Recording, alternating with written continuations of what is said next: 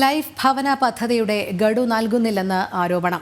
ഭിന്നശേഷിക്കാരനായ സോമനാണ് പണം ലഭിക്കാത്തതിൽ അരുവിക്കര പഞ്ചായത്ത് പടിക്കൽ കിടന്ന് പ്രതിഷേധിച്ചത്. രണ്ടാം ഘട്ട തുക നൽകാൻ കാലതാമസം വരുത്തുന്നു എന്നാരോപിച്ചായിരുന്നു പ്രതിഷേധം. ലൈഫ് ഭവന പദ്ധതി പ്രകാരം നിർമ്മിക്കുന്ന വീടിന്റെ തുക നൽകുന്നില്ല എന്നാരോപിച്ച് ഭിന്നശേഷിക്കാരനായ വൃദ്ധന്റെ ഒറ്റയാൾ സമരമാണിത്. അരുവിക്കര പഞ്ചായത്തിന് മുന്നിൽ കിടന്നായിരുന്നു പ്രതിഷേധം.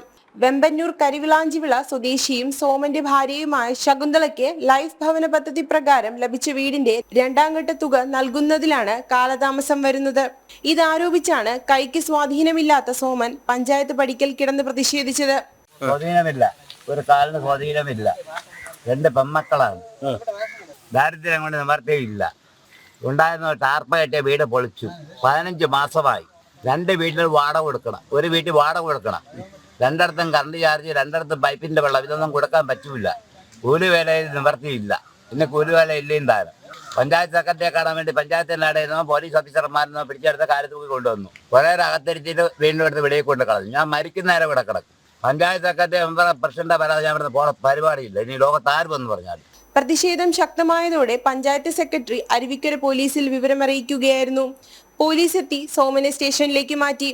തുടർന്ന് വിട്ടയച്ചുവെങ്കിലും പോലീസ് സ്റ്റേഷന് മുന്നിലും പ്രതിഷേധിച്ചു. ഉണ്ടായിരുന്ന വീട് പൊളിച്ചാണ് പുതിയ വീട് നിർമ്മാണം തുടങ്ങിയതെന്നും എന്നാൽ കഴിഞ്ഞ 15 മാസമായി രണ്ടാം ഘട്ട തുക നൽകിയില്ല എന്നും ആരോപിച്ചാണ് സോമൻ സമരം നടത്തിയത്. എന്നാൽ സോമന്റെ ഭാര്യയുടെ അക്കൗണ്ടിലേക്ക് 3 ദിവസത്തിനകം ഫണ്ട് എത്തുമെന്നായിരുന്നു അരുവിക്കര പഞ്ചായത്ത് പ്രസിഡന്റ് ആർ കലയുടെ വിശദീകരണം. ഇന്നലെ തയ്യാറാക്കിയ ബില്ലിൽ 1,30,000 ട്രഷറി പോയിട്ടുണ്ട്.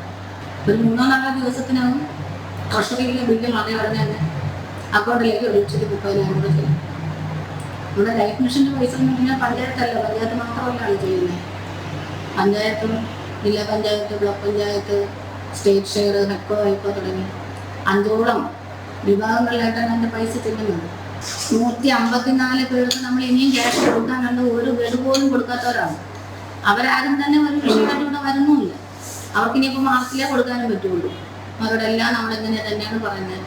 സർക്കാരിന്റെ കട്ടോ വായ്പ വന്നാൽ മാത്രമേ നമുക്ക് തുക കൊടുക്കാൻ പറ്റുള്ളൂ എന്നുള്ളവരെ എല്ലാവരും അറിയിച്ചിട്ടുണ്ട്. അവരാരും വന്നിട്ടുമില്ല. നാട്ടുകാർ അനുനയ നീക്കം നടത്തി സംസാരിച്ചതിനെ തുടർന്ന് സോമൻ സമരം അവസാനിപ്പിച്ചു. ജനം, തിരുവനന്തപുരം.